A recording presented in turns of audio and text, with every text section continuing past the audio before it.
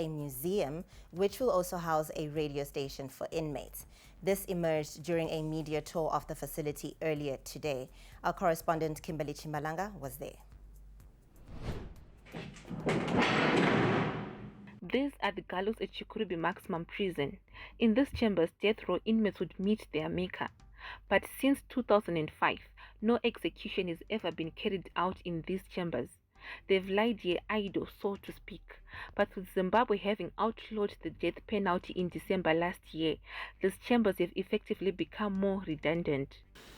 So that at least it remains a history in the country, in the organization, that people who would have not seen the gallows will also come and see the gallows, and probably it's going to be a revenue generation to prisons, so that we can maintain the historical sites of the organization.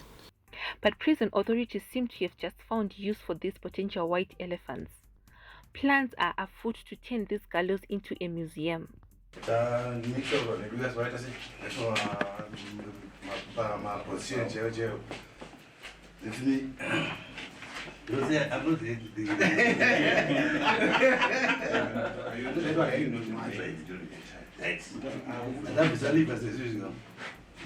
Just check what will happen to those doors.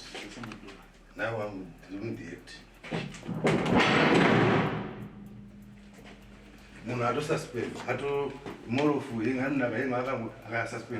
Journalists like myself who didn't have the slightest of ideas on what used to happen here had a rare peek.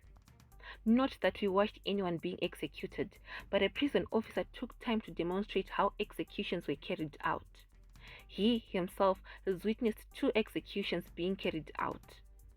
What to do as a regulator is to make sure that there is universal access to information, universal access to broadcasting services.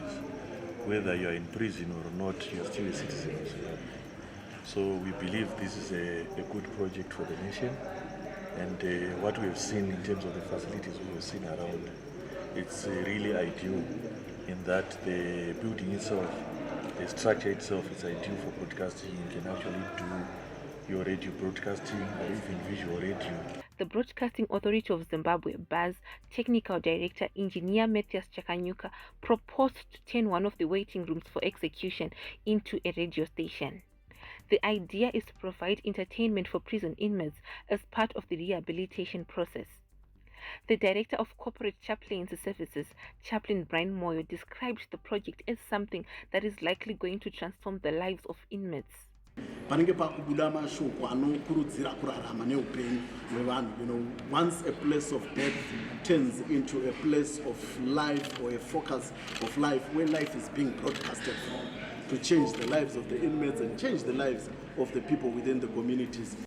The hope by prison authorities, by transforming the gallows into a museum, is to help tell the full story about what used to be part of the country's justice system and how that has over the years transformed to suit the objectives of transforming as opposed to punishing.